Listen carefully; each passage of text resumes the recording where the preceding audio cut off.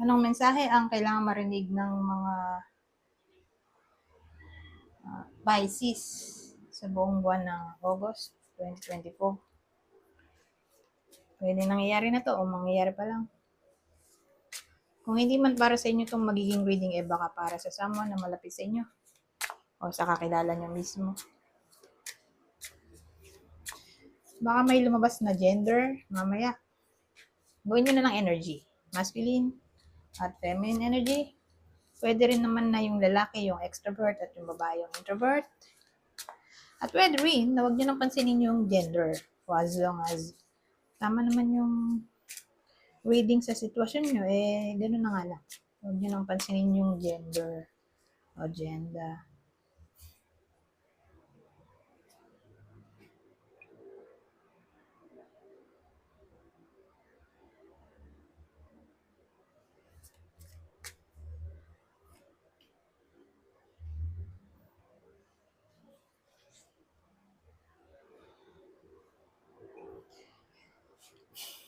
Ano to? May nagpapaalam doon, oh. Kasi walking away card to, di ba? Tapos inisip ko, paano ko i-relate yung picture dun sa meaning?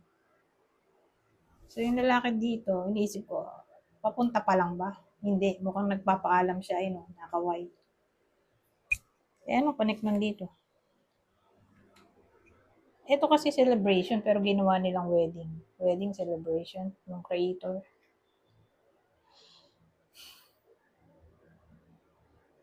Actually, pwede rin naman tong harmony. Di ba? Peace.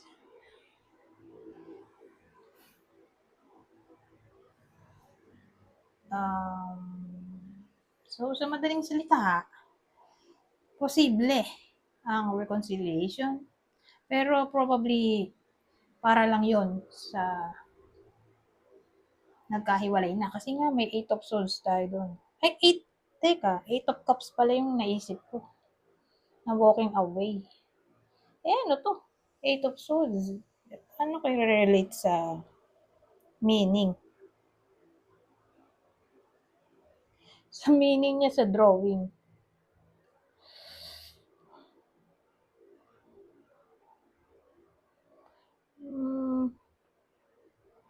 Kasi di ba ang 8 of Swords ay powerlessness,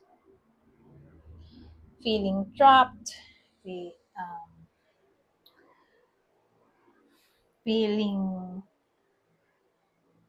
imprisoned.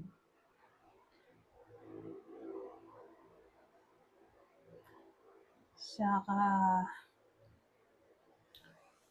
para bang may limitation siya. Actually, pwede rin naman siyang card ng confusion.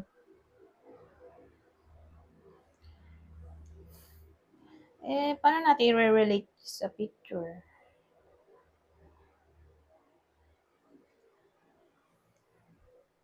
Nasa bahay siya. Yun na ba yun? Imprisonment yung bahay. Parang, nandun yung lalaki sa labas, pero bakit ayaw niya lumabas? Tinitingnan lang niya sa bintana, di ba? Baka doon napapasok yung imprisonment na meaning ng card. For some reason, hindi siya pwedeng lumabas. Siguro dahil gabi. O, di ba? Pwede rin. Baka yun na yun. Mapanganib kung lalabas ka sa gabi. Pero kung kakilala mo naman, di ba, why not? Kung malapit naman sa buhay mo, bakit di mo labasin, di ba? Kung kahit gabi.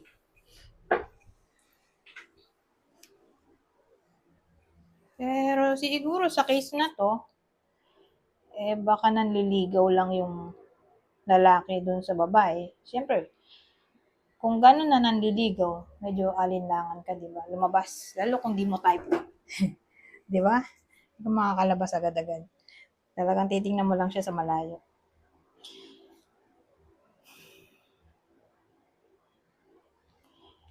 So, paano natin i-connect to sa the world? Baka mag-e-end na, kasi completion din naman to. Mag-e-end na yung feeling ng imprisonment o feeling trapped, Feeling confused? Feeling confused?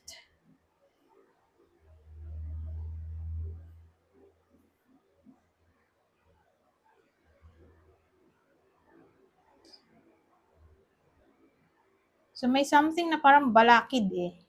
Na parang nagkukos para malimitahan yung kilos ng babae. Pero baka mawawala na yung obstacle na yun. Kung sakali man na ganun ang case, may balakid.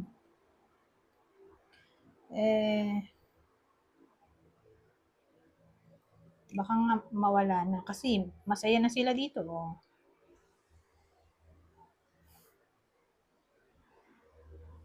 Hmm,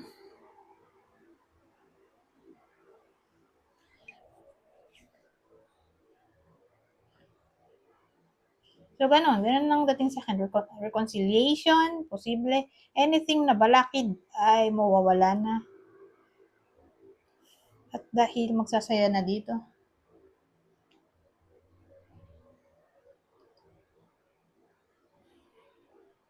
Dagdagan nga natin. Maliwanag pala masyado yung ilaw. Ten of Swords. Anyari. So, iniisip ko ano bang problema talaga dito.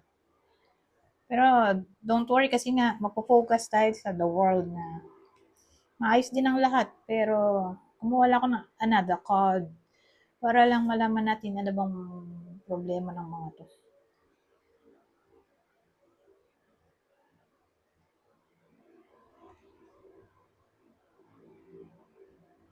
May mga kamay, ayaw nila maghawak sa isa't isa, kaya siguro Ten of Swords. Baka yung isa ay kasal sa iba. OMG, may wedding ring tayo doon, no? Kaya siguro, ganun. Baka ganun. May obstacle. Ang obstacle ay, yung isa sa kanila ay in a relationship sa iba, kaya for some reason, medyo alinlangan yung babae kung lalabasin niya ba yung lalaki. Doon na papasok yung limitation na may something na parang balakid sa connection nila. Baka nga, yung isa sa kanila ay in a relationship sa iba.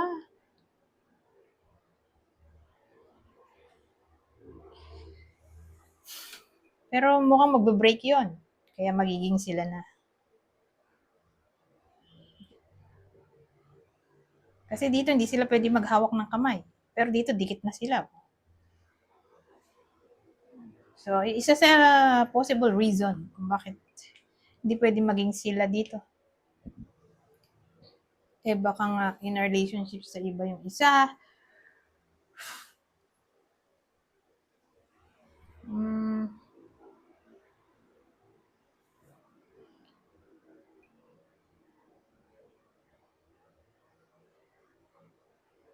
baka nga naghiwalay na yung iba. Pwede rin ganun. Yung pangalawang senaryo, naghiwalay na sila ngayon. Yung isa sa kanila, probably lalaki, ay nagbabalik dito sa kwentong to. Ngayon, yung babae, nag-aanilangan siya kung i-welcome back niya ba yung lalaki sa buhay niya o hindi. Pero since the world nga yung gitna, wala pa to, di ba? Mukhang i-welcome back ng babae yung lalaki. Kasi, yun siguro yung reason kung bakit may balakid dito. Kasi nga, syempre, naghiwalay na sila. So, pag ganun, may barrier na. Hirap ka na magtiwala, di ba? Mahirap magtiwala ulit. Hmm,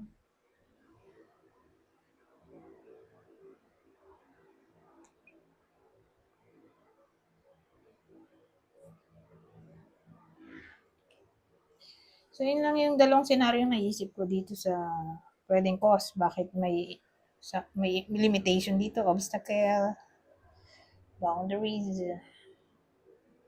entrapment, imprisonment. Ay dahil nga, baka nga in a relationship na sa iba yung isa, o nagbabalik yung ex, pero for some reason, yung iba sa inyo ay nag-aalinlangan kung pababalikin ba sa buhay nila o hindi. Ganon. Pero don't worry, may the world nga tayo, edi magiging masaya ang ending. Okay? sa August. Either nangyayari na to o mangyayari pa lang o pwede rin naman na kung hindi man tumama sa inyo tong reading, baka para sa someone na kakilala ninyo.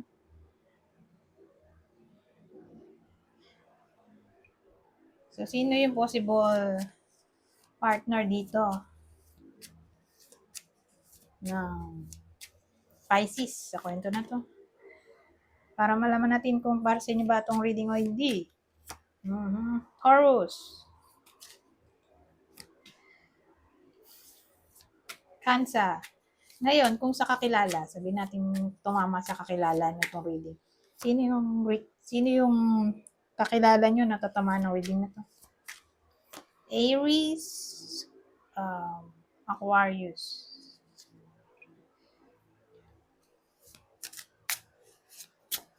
Dito naman sa deck na to, positibong mensahe ng person ng iba sa inyo sa kanila.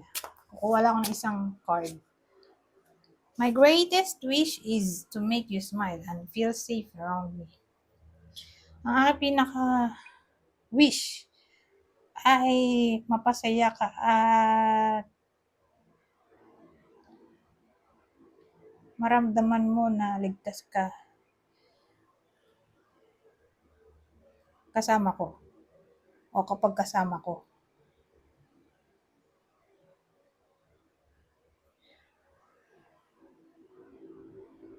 Anyways, kanino galing to? Kaninong person? Capricorn, Taurus. Last deck, Clarity.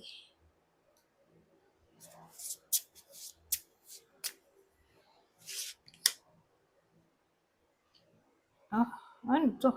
Lemur. Communing with ghosts.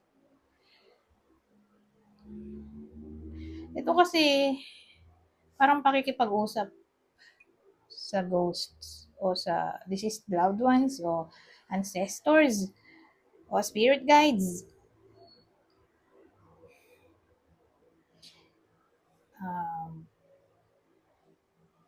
Gawin na lang natin siyang psychic ability. Okay? Sa madaling salita, para mas madaling maintindihan. Intuition na lang to. Para bang mag-gain ng clarity yung iba sa inyo through the help of intuition.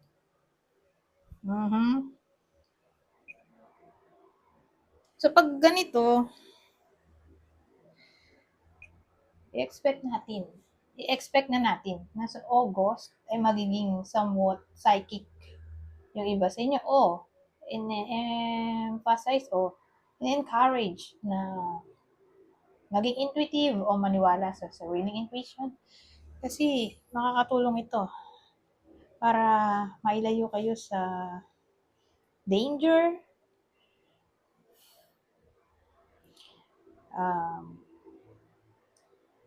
makinig sa gut feeling, sa katingnan ng mga red flags. Kasi again, for some reason, para bang mag-gain kayo doon ng awareness sa intuition. So again, wag ipasawalang bahala ang intuition. Kasi minsan, di ba, mahirap kasi maniwala sa intuition. Kaya minsan ini-ignore natin to. Pero sa August nga, mukhang makakatulong ang intuition para sa iba sa inyo. Kaya wag i-ignore. Okay? Lalo na kung ulit nyo nakikita yung sign, clues. Sa kami nararamdaman kayong kakaiba. So, ibig sabihin lang may meaning yun. Okay? Anyways, hanggang dito na lang. Goodbye. For now.